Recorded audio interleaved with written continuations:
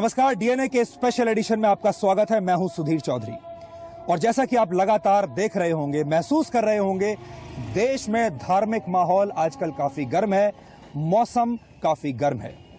कहीं पर धर्मांतरण की बातें हो रही हैं, कहीं पर घर वापसी की बातें हो रही हैं और कहीं से ऐसे बयान आ रहे हैं जो ये कहते हैं कि इस देश में पैदा होने वाला हर बच्चा जन्म से मुसलमान होता है।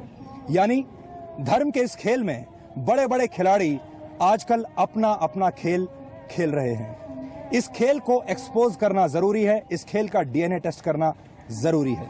और इन खिलाड़ियों में एक बड़ा नाम है असदुद्दीन ओवैसी का। असदुद्दीन ओवैसी AIMIM के चीफ हैं और इस वक्त मैं ओवैसी साहब के गढ़ में यानी दारुस्सलाम में खड़ा हुआ हूं और इसी कॉम्प्लेक्स से उनके मेडिकल कॉलेज, इंजीनियरिंग कॉलेज और उनका उर्दू का अखबार चलता है। और आज हम उन्हीं का डीएनए टेस्ट करेंगे और उनके घर पर मैं आया हूं उनसे कुछ कड़वे सवाल पूछने के लिए। उनकी पार्टी का सिंबल है पतंग और हमें आज ये देखना होगा कि उनके बयानों की पतंग कितनी ऊंची उड़ रही है और ये पतंग और कितनी ऊंची जाएगी। तो असदुद्दीन ओवैसी साहब, इस स्पेशल डीएनए टेस्ट में आपका बहुत बहुत स्वागत है। शुक्रिया सर। आपके घर में हम आए हैं दारुस्सलाम में और कुछ कड़वे सवाल आज आपसे पूछेंगे। जरूर सर, वेलकम सर, बिल्कुल। पहला सवाल मेरा आपसे यही है कि आपकी पार्टी का सिंबल पतंग है और आपके बयानों की पतंग भी आजकल बहुत ऊपर उड़ रही है और बहुत सारे लोगों को ये लग रहा है कि कुछ ज्यादा ही ऊपर उड़ रही है। तो और कितनी ऊपर उड़ाएंगे आप इस पतंग को? नहीं सर, हमारे पैर जब तक जमीन पर रहेंगे और हम इखलास से काम करेंगे तो वही अहम है। हवा में उड़ने वाले लोग जल्दी नीचे भी गिर जाते, तो हम पूरी कोशिश कर रहे हैं कि हमारे पैर जमीन पर ही रहें और हम अच्छा साबित कदम से आगे बढ़े। आपका एक बयान आया और उसी बयान ने मैं आपको सही बात बताऊं कि मुझे यहाँ आने पर मजबूर किया। आपने कहा कि जो भी इंसान पैदा होता है वो पैदाइशी मुसलमान होता है और बाद में फिर उसका कन्वर्जन होता है, बाद में उसको दूसरे धर्मों में लाया जाता है। आपका वो बयान सुन के मुझे लगा कि शायद मैं भी पैदाइशी मुसलमान ही हूँ और मैं दिल्ली से हैदराबाद आ गया आपके घर पर घर वापसी करने के लिए। तो मेरी आप घर वापसी करवाइए और मुझे ये बताइए कि इस बयान का मतलब क्या है। और अगर आपका ये बयान माना जाए तो फिर तो जो देश है ये हिंदुस्तान, इसकी पूरी आइडेंटिटी, इसकी पूरी पहचान, हम सबकी पहचान बदल जाएगी। नहीं सर, सबसे पहली बात यह है कि इस देश की आइडेंटिटी आप हिंदू समझते हैं क्योंकि आप हिंदू हैं? नहीं है। इस देश की आइडेंटिटी कोई मजहब से ताल्लुक नहीं है। इस देश की आइडेंटिटी ये है कि ये तमाम रिलीजन्स को सेलिब्रेट करते हैं हम लोग। इस नेशन का कोई रिलीजन नहीं है। पर आपने तो ऐसा नहीं कहा। सुनिए बात, दूसरी बात, आप जो सवाल की बात, अच्छा सवाल किए। अगर आप मेरी स्पीच को फॉलो करेंगे, अफसोस ये है कि लोग कट एंड पेस्ट करके उसको सुन रहे हैं। मैंने कहा कि हाँ, ये हमारा अकीदा है, ये पूरे मुसलमानों का एक फेथ का हिस्सा है और मैं किसी पर इसको फोर्स नहीं कर रहा हूँ। मैं आपसे नहीं कर रहा हूँ कि भैया अगर आप इसको नहीं मानेंगे तो आपको हम राशन कार्ड नहीं देंगे। मैं ये नहीं कह रहा हूँ कि आप नहीं मानेंगे तो आप चोरी का सामान है। मैं ये नहीं कह रहा हूं कि अगर आप मेरी बात को नहीं मानेंगे तो आप हिंदुस्तान के वफादार नहीं है। हिंदुस्तान में जैसा हमारे वाइस प्रेसिडेंट साहब हामिद अंसारी ने कहा कि हमारे मुल्क में 4600 कास्ट, कम्युनिटी, रिलीजन्स हैं और हिंदुस्तान कभी भी होमोजेनस कंट्री नहीं बन सकता। मैं अपने फेथ की बात किया और ये भी कहा हूं कि आप इसको डिसएग्री करिए, मैं उसको रेस्पेक्ट करूंगा और मैं इसको नेशनलिज्म से नहीं जोड़ रहा हूं जी। मैं हरगिज ये हो ना, हमारा फेथ का हिस्सा है, आप उसको मत मानिए। मगर ये कहना कि नहीं आप आइडेंटिटी बदल रहे सर, तो बताइए, इस मुल्क की आइडेंटिटी तो हिंदुइज्म नहीं है ना इस्लाम है।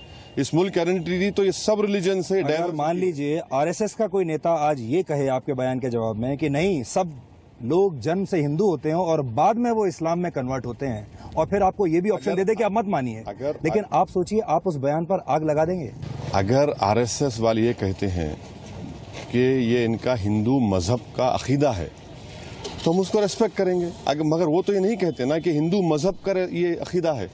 लेकिन आप जिस भाषा का प्रयोग करते हैं, आप कॉन्वेंट एजुकेटेड हैं, लंदन में पढ़े हैं, हैदराबाद को बहुत एक तहजीब वाला शहर माना जाता है, लेकिन जब आपके बयान हम सुनते हैं, उन बयानों में वो तहजीब, वो एजुकेशन, वो लंदन की पढ़ाई, वो कहीं नजर नहीं आती। अगर मेरी बात कड़वी लगती है, जैसा अभी आपके शुरुआत में कहा कड़वे सवाल करेंगे, तो बाज़ वक़्त जो है कड़वी बात करना पड़ता है। मगर वो कड़वी बात हम जब कर रहे हैं, मुल्क को कमज़ोर करने के लिए नहीं कर रहे हैं। हम ये कह रहे हैं कि हमसे इंसाफ करो आप। और हमारी लड़ाई जो है हिंदुस्तान के दस्तूर के, आइन के दायरे में रही है और इंशाल्लाह रहेगी। और जहां तक रहा सवाल तहजीब तमद्दुन का, हो सकता है कि मैं हैदराबाद की तहजीब को सही तरह से पेश नहीं कर रहा हूं। मैं आपको कुछ शब्द बताता हूँ। कुत्ता, हरामी, टूटी ढीली कर दूंगा, ये कौन से शब्द हैं और ये किस तहजीब को रिप्रेजेंट करते हैं? देखिए सर, तहजीब तमद्दुन तो, और ऐसा किसी ने आपके साथ क्या नाइंसाफी कर दी कि आपको इतना दर्द होने लगा? ये दर्द इसलिए हुआ क्योंकि किसी ने ये कहा कि अगर गाड़ी के नीचे कोई कुत्ते का बच्चा आ जाए और उसको तशबीह दी गई, एग्जाम्पल दिया गया मुसलमानों से, तो सर मैं तो कुत्ते का बच्चा नहीं। उन्होंने मुसलमान अपने नाम से नहीं लिया, आप जानते होंगे। देखिए मेटाफोर यूज किया गया था, और अगर मैं ये कह रहा हूँ कि मैं कुत्ते का बच्चा नहीं हूँ, मैं इंसान का बच्चा हूँ। जो कल जो एक घटना हुई है उस पर मैं खास तौर पर आपकी राय लेना चाहता हूँ। पेरिस में जो कुछ हुआ, आपको ऐसा लगता है कि इस्लाम इतना कमजोर है कि वो एक कार्टून से डर जाएगा, ये एक कार्टून से उसको नुकसान हो जाएगा, या 4 कार्टूनिस्ट उसको परेशान कर देंगे? नहीं, इस्लाम को कभी खतरा रहा है ना रहेगा इंशाअल्लाह ताला। जब तक दुनिया रहेगी इस्लाम रहेगा, इस्लाम आबाद रहेगा, शादाब रहेगा, और लोग उसकी हक़ानियत और तौहीद और वहादत के पैगाम को देखकर वो अट्रैक्ट भी होते रहेंगे। देखिए जो कल का वाक़या हुआ बड़ा अफसोसनाक है। कार्टून्स यकीनन तकलीफदेह हैं। आप बताइए कि मुसलमान के लिए सबसे मुअज़्ज़ज़ शख्सियत, मैं जस्टिफाई नहीं कर रहा हूँ कल के वाक़े को, सबसे मुअज़्ज़ज़ चीज़ हमारे लिए हमारे prophet Muhammad peace be upon him है। आप उनकी एक कार्टून बनाकर दिखा रहे हैं, किसी एक और आदमी को किस कर रहे हैं। मैं तो खाली एक मिसाल दे रहा हूँ। इसीलिए हमारे मुल्क में फ्रीडम ऑफ एक्सप्रेशन है, मगर 19G है, वो कंप्लीट फ्रीडम ऑफ एक्सप्रेशन नहीं है। हमारे पास 295 IPC है। नहीं, मुझे पता है आप वकील हैं, बैरिस्टर हैं। नहीं, मैं इतना नहीं जानता हूँ, आप नहीं जानता हूँ। नहीं, इतना नहीं जानता हूँ, थोड़ा बहुत। मैं इसलिए कह रहा हूँ कि मैं कल के वायलेंस की आलोचना नहीं की उसकी। अरे मला भाई, ये वाकया जो है दहशतगर्दी का है, इसकी मजम्मत करते हैं, अफसोसनाक वाकया है। तो हम ये बता रहे हैं कि वहां पर हम यही कह रहे हैं कि भाई आप कार्टून्स का जो मसला, आप मेरा कार्टून उतारिए। तनकीद सर देखिए, एक बहुत ही थिन लाइन है क्रिटिसिज्म में और इंसल्ट में। हम यही कह रहे हैं कि भाई आप क्रिटिसाइज करिए, कौन रोकता है, कितना क्रिटिसाइज करिए। एक फिल्म आई है पीके, आपने भी उसके बारे में सुना होगा। आप पीके में देखिए कि उसमें हिंदू धर्म गुरुओं के बारे में उनका मजाक उड़ाया गया है, और वैसी फिल्म भी इस देश में 500 करोड़ का बिजनेस कर लेती है और लोग उसको देख रहे हैं। आपको लगता है कि अगर यही काम उस फिल्म में अगर मुस्लिम धर्म गुरुओं को लेकर हुआ होता तो अभी तक आमिर खान जिंदा होते? अरे सर, इतने पैसे कमा चुके हैं, मैं तो पिक्चर देखता नहीं। हर दाढ़ी वाले को दहशतगर्दी दिखाते, रुमाल डाल दिए सर पे उसके, AK-47 हाथ में दे दिए उसके। कितने फिल्में पैसे ने कमाए ऐसा दिखा कर। हर मुसलमान उनके लिए दहशतगर्द बनी है फिल्म में। मैं आपसे कहता हूं कि अगर किसी को ऑब्जेक्शन है, भाई देखो मत फिल्म, आप क्यों देखते जाके, आप फिल्म मत देखिए। और अगर उसमें किसी को स्ट्रांग व्यूज हैं और वाकई में गलत काम हो रहा है, तो हमारा कॉन्स्टिट्यूशन है, इस्तेमाल करिए, कोर्ट को जाइए, सेंसर बोर्ड को दीजिए, प्रोटेस्ट करिए। आपने सलमान खान के बारे में अपील की थी कि सलमान खान की पिक्चर मत देखिए, लेकिन वो पिक्चर हिट हो गई। कहाँ हुई सर? मैं तो सुना के फ्लॉप हुई, पिट गई वो। नहीं, उसने तो 100 करोड़ से ज्यादा ऊपर का, 100 करोड़ से ऊपर का धंधा किया। ठीक है सर, अब मैं किसी फिल्म स्टार की, और मैं मान भी लें कि फ्लॉप हो गई, तो आप उसका श्रेय अपने आप को देना चाहते हैं? नहीं, कि आपने कहा इसलिए फ्लॉप हो गई? नहीं सर, मैं क्यों लूंगा, मैं देखता ही नहीं हूँ पिक्चर में, मुझे मालूम भी नहीं क्या होता। मैं इतना बोरिंग आदमी हूँ कि 2.5 घंटे कहाँ मेरे सबर काम है। मैं तो उससे बेहतर है कि बैठ के काम कर लूँ। वो ठीक है, वो कर रहे हैं, जमहूरियत है, हमको उससे एतराज नहीं। जी, मैं वापस आपके उस बयान पर आता हूं जब आपने कहा कि हर इंसान जो है मुसलमान पैदा होता है। अब आप देखिए वैसी साहब कि दुनिया भर में हर रोज 3,80,237 लोग पैदा होते हैं, और इस हिसाब से अगर हम चलें तो फिर इसका मतलब पूरी दुनिया जो है उसमें सिर्फ एक ही धर्म रहेगा, और वो है इस्लाम। तो मेरा बिलीफ है सर, ये बहुत से लोगों का बिलीफ है। अगर बहुत से लोग कहते हैं कि 7,000 साल पहले 200 फीट के एयरक्राफ्ट थे जो एक प्लैनेट से दूसरे प्लैनेट को आए। बहुत से लोग कहते हैं कि 7,000 साल पहले प्लास्टिक सर्जरी हुई। बहुत से लोग कहते हैं कि 7,000 साल पहले स्टेम सेल पर रिसर्च हो गया था। ये उनका बिलीफ है, आप इसको क्या बोलेंगे फिर? बिलीफ है ये, मानिए। डाइवर्सिटी हमारी स्ट्रेंथ है, प्लुरलिज्म हमारा स्ट्रेंथ है। 4,600 हिंदुस्तान में कास्ट हैं, रिलीजन है, हर एक का एक तहजीब है, हर एक की एक बिलीफ है। ये बिलीफ सिस्टम ही तो हिंदुस्तान की खूबसूरती है। अब मैं इसमें आपको एक कॉन्ट्रडिक्शन देता हूँ। मान लीजिए अगर हम बाबरी मस्जिद की बात करें, बहुत सारे हिंदू नेताओं का ये बिलीफ है कि वहां बाबरी मस्जिद में पहले मंदिर था, वो राम जन्मभूमि है, ये उनका बिलीफ है। वो आपने माना नहीं? बिलीफ, बहुत अच्छा सवाल किया आपने। अगर मैं आपको जज बनाता हूं तो जज बिलीफ पर फैसला करेगा या लॉ ऑफ एविडेंस पे करेगा? कानून जब चलेगा मुल्क में सर तो लॉ ऑफ एविडेंस पे चलेगा, कॉन्स्टिट्यूशन पर चलेगा, बिलीफ पे तो नहीं चलेगा। तो वो जो फैसला आया वो तो बिलीफ पर था। इसीलिए तो हम कह रहे हैं कि भाई बिलीफ पर फैसला मत दीजिए, फैक्ट्स, डॉक्यूमेंट्स और एविडेंस के ऊपर दीजिए। बिलीफ तो सबका है, हम भी बोल रहे कि बिलीफ पे मत दीजिए। हम आपके पास गए थे कि सर ये हमारी मस्जिद है, किसी ने कहा कि नहीं ये मंदिर है, तो कोर्ट ने क्या कह दिया कि नहीं, टाइटल सूट को पार्टीशन कर दिया कोर्ट ने। तो ये बिलीफ के ऊपर आप जजमेंट नहीं दे सकते कोर्ट में, हरगिज नहीं दे सकते। हमारा कॉन्स्टिट्यूशन बड़ा क्लियर है इस बारे में कि ऑन द बिलीफ जजमेंट नहीं दे सकते, कोई एविडेंस के ऊपर है। इसलिए आईपीसी है, सीआरपीसी है, लॉ ऑफ एविडेंस है, इसके ऊपर फैसला देना चाहिए। हमें उस बात का इंतजार रहेगा कि जब आपके बयान जो है वो, जैसे मैंने आपको गिन के बताए कि इस तरीके के बयान आप देते हैं, कभी आप इंफ्रास्ट्रक्चर पे कोई बयान दीजिए, कभी आप सड़क पुल इस तरह की कोई बात कीजिए, इंफ्रास्ट्रक्चर की बात कीजिए, कभी आप विकास डेवलपमेंट की बात कीजिए, कभी उसमें ये भी डालिए कि नहीं नहीं मुसलमान नहीं, इसमें हिंदू भी होना चाहिए, इसमें जैन भी होना चाहिए, इसमें ईसाई भी होना चाहिए, इसमें सिख भी होना चाहिए। उससे कौन आपको रोकता है? पार्लियामेंट में मैं तो पहला एमपी था जिसने 2006 में मुतालबा किया कि भाई हज सब्सिडी बर्खास्त कर दीजिए। हाई सुप्रीम कोर्ट का जजमेंट आने से पहले मैंने कहा वो पैसे बर्खास्त कर दीजिए, वो 800 करोड़ रुपये आप गर्ल्स स्कॉलरशिप के लिए इस्तेमाल करिए। इंफ्रास्ट्रक्चर की आप बात कर रहे हैं, मैं आपसे रिक्वेस्ट करूंगा कि हैदराबाद में जीएचएमसी है, किसी से आरटीआई दिलवा दीजिए कि हैदराबाद में कितने फ्लाईओवर्स हमारे कॉन्स्टिट्यूंसी में बने, कितना डेवलपमेंट का काम हम लोग कॉर्पोरेटर से करवाए। यकीनन इंफ्रास्ट्रक्चर पे काम होना चाहिए, क्यों नहीं होना चाहिए, हम इसकी बात करते हैं। 90 मिनट की मेरी स्पीच थी यहीं इसी जगह पर, जिसमें मैंने मुस्लिम यूथ से कहा कि ड्रग्स छोड़ो, मैंने मुस्लिम यूथ से कहा कि सिगरेट पीना छोड़ो, मैंने मुस्लिम यूथ से कहा कि भैया ये जो आईएसआईएस है ये एंटी इस्लाम है, और अगर तुमको जिहाद करने का इतना शौक और जज्बा है तो 1 घंटा निकालो और मुस्लिम बस्तियों में जाकर गरीब के बच्चों को पढ़ाओ, ट्यूशन दो। मैंने उनसे कहा कि अगर तुमको जिहाद का इतना शौक है तो अपने बूढ़े माँ बाप की खिदमत करो। मैंने स्ट्रॉन्ग अल्फाज में तनकीद की, ऐसे अल्फाज इस्तेमाल किए जिसका आप कह रहे हैं कि तहजीब का हिस्सा नहीं है, उस लड़के के लिए इस्तेमाल किए जिसने आईएसआईएस का ट्विटर का हैंडल इस्तेमाल कर रहा था। मैंने उसने झूठा इल्जाम लगाया कुरान पर कि कुरान इंसानों की गर्दन काटने का। ये सब बातें हम करते हैं। अगर आप नहीं सुनेंगे, आप नहीं चलाएंगे तो सर मैं जिम्मेदार कहूँगा। आज आप हमारे दर्शकों को बताइए कि आप आईएसआईएस की आलोचना करते हैं, आप आईएसआई जो करती है उसकी आलोचना करते हैं। बिल्कुल सर, इसलिए देखिए, इसलिए करते हैं क्योंकि मुल्क के खिलाफ है। मेरा झगड़ा इंशाअल्लाह ताला संघ परिवार से रहेगा, मगर जहां पर मुल्क की बात आएगी हम सब एक हैं, मुल्क से हम अलग कहाँ हैं। और ये देखिए, ये बात जो होती है ना कि पार्लियामेंट की एक मिसाल दे रहा हूं आपको। पार्लियामेंट में बहस हो रही थी लखवी के बेल पे जो छूट गया था। हाँ। मैंने स्पीच में कहा कि लखवी के साथ साथ हाफिज सईद को भी गिरफ्तार करिए आप, ये लोग कातिल हैं, ये लोग मारे हिंदुस्तानियों को। तो एक बीजेपी के बहुत बड़े लीडर आकर मुझसे कहे कि क्या तकरीर करी हो तुम, जबरदस्त की है। मिला क्यों? उन्होंने आज तुमने तो धमाका कर दिया। मिला भैया हमको पाकिस्तान एंगल से क्यों जज करते आप, हमको हिंदुस्तानी समझिए आप, हम इस मुल्क के बाइज़्ज़त शहरी हैं। मैंने पाकिस्तान के खिलाफ कह दिया तो अरे बहुत अच्छी बात की। मिला सर हम हमेशा अच्छी बात करते हैं हम, मगर ये जो है ना, ये माइंडसेट को चेंज होने की जरूरत है। नहीं, माइंडसेट को तो आप चेंज नहीं होने दे रहे ना। अब आप देखिए, जब आपके भाई हैं अकबरुद्दीन, जब वो ये कहते हैं कि 15 मिनट के लिए पुलिस को आप हटा दीजिए और फिर देखिए हम क्या करते हैं, वो क्या माइंडसेट है? और आप उसको सपोर्ट करते हैं आप अपने भाई को, और जब आपके भाई जब इस तरह की बात करते हैं जल्द से कोई इंटरव्यू मेरा किसी भी चैनल पर और कोई इंटरव्यू किसी भी हमारे जर्नलिस्ट दोस्त से मुकम्मल नहीं होता जब तक अकबर की बात नहीं हो जाती।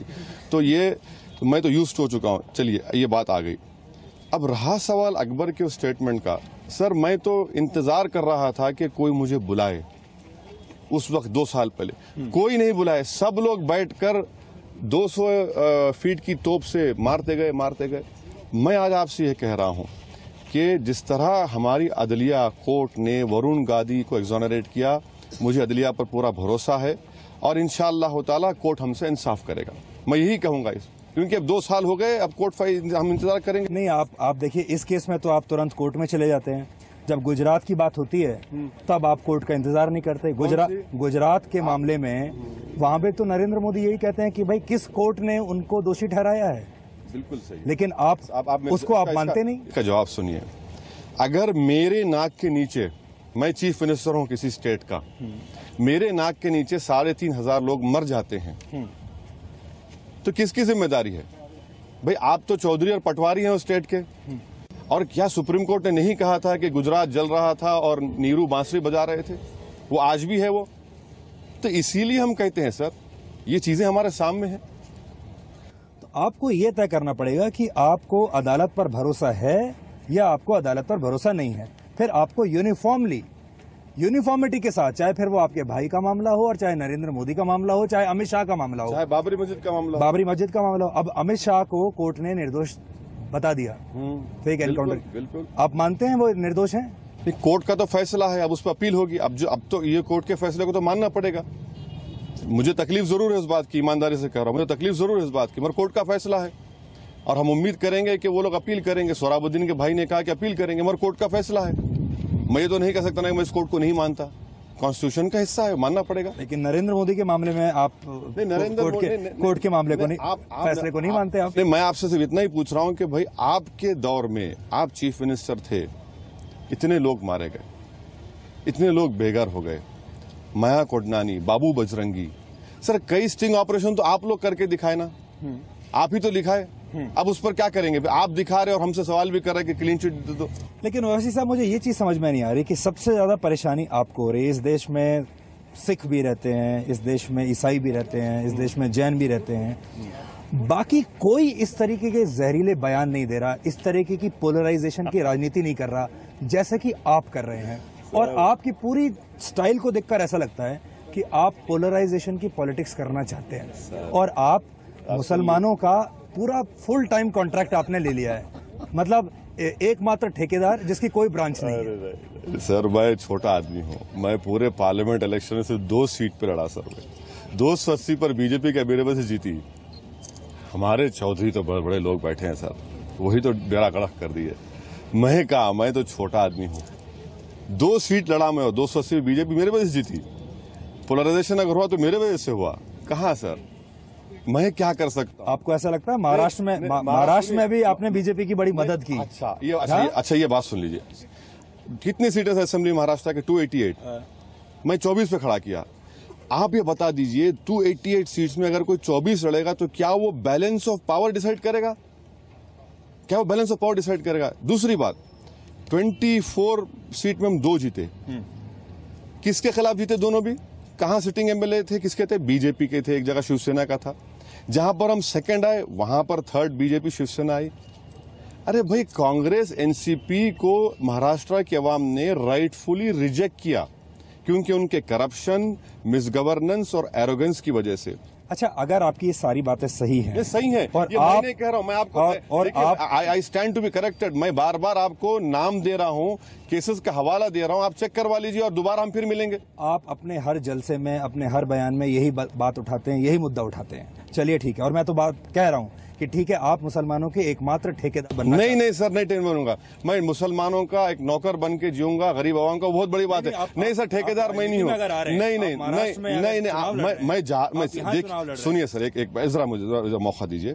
अगर मैं जाकर मुस्लिम नौजवानों से कह रहा हूँ कि पार्लियामेंट्री डेमोक्रेसी में इन्वॉल्व करो अपने आप को, क्या ये जुर्म है? क्या अच्छी बात नहीं है कि हमारे कंट्री में 60% पॉपुलेशन यूथ का है? हिंदू धर्म के बाद सबसे ज्यादा यूथ मुसलमानों में। अगर मैं उनको दे रहा हूं, कॉन्फिडेंस क्रिएट कर रहा हूं, आप मेरी पॉलिटिक्स डिसएग्री करिए, डिटेस्ट करिए, बट मैं कॉन्फिडेंस उनको दे रहा हूं कि भाई पार्लियामेंट्री सिस्टम में कॉन्फिडेंस पैदा करो, इसमें इन्वॉल्व हो और अपने मसाइल का हल तलाश करो। आप अपने मुकद्दर के फैसले करिए, कोई और करते हैं आप करिए, आप आइए। सर, अगर इतनी बड़ी आबादी के हिस्से को अगर हम पॉलिटिक्स में इन्वॉल्व कर रहे हैं, कॉन्फिडेंस क्रिएट कर रहे हैं, तो क्या ये गलत बात है? तो ठेकेदारी नहीं है, ये ठेकेदारी नहीं है, ये तो मेरी ड्यूटी भी है। लोकसभा में 22 मुसलमान एमपी हैं, ठीक है, और आपकी पार्टी का एक है उसमें से, और आप अकेले हैं, ठीक है। मैं आपको और देखिए 543 में से एक ठेकेदार को नहीं, आप बनने की कोशिश कर रहे हैं ना ठेकेदार। सर देखिए, आप उसको 15 इलेक्शन हो गए लोकसभा के हमारे मुल्क में। एक ही मर्तबा 1981 में 44 एमपीज मुस्लिम जीत के आए। उसके बाद तो कभी जीतते ही नहीं है सर। पहले तो कोई पॉलिटिकल पार्टीज टिकट ही नहीं देते, और देते भी हैं तो जीते भी नहीं है। और जितने भी जीत के आ रहे एमपी इलेक्शन में, उन कॉन्स्टिट्यूंसी से आ रहे जहां पर मुसलमान 30% करीब वोटर लिस्ट में। अब मुझे बताइए ठेकेदार कौन है भाई? 1.4 वोट शेयर है आपका, 1.4% वोट शेयर आपका लोकसभा में। तेलंगाना में, हैदराबाद में 3.8% है। महाराष्ट्र में आपने जो 2 सीटें जीती 0.9 वोट परसेंट, 1% करीब है, बिल्कुल। करीब 1% है। इसका मतलब ये हुआ कि आप जो बातें कर रहे हैं वो सारे मुसलमानों पर असर उसका नहीं हो रहा है। नहीं हो रहा है, सही है, बिल्कुल सही है। मैं तो ये भी कह रहा हूं कि जो 5,24,000 वोट ही मिले मुझे, अगर मान लिए महाराष्ट्र में 24 कैंडिडेट में 5 हमारे गैर मुस्लिम थे, 5,24,000 मुझे वोट मिले, मान लिए कि पूरे मुसलमान मिले। 1 करोड़ मुसलमानों के नाम वोटर लिस्ट में महाराष्ट्र के, 60% की पोलिंग हुई, 55 लाख वोट पड़े। तो 55 लाख में 5 लाख अगर मैं लिया, 55 लाख कहां गए? मुझे नहीं आए। मैं यही तो कह रहा हूं कि भाई ठेकेदार वो हैं, मैं नहीं हूं ठेकेदार। मैं तो वही तो मैं आपको आप फैक्ट्स पे बात कर रहा हूं आपसे। आप इस पर आप डिसएग्री नहीं कर सकते। 55 लाख वोट्स तो ठेकेदार लोग लेके चले गए, चौधरी लेके चले गए, और फकीर के हाथ में क्या आया? 5 लाख आए खाली। तो मैं ही तो कह रहा हूं, मैं नहीं हूं ठेकेदार।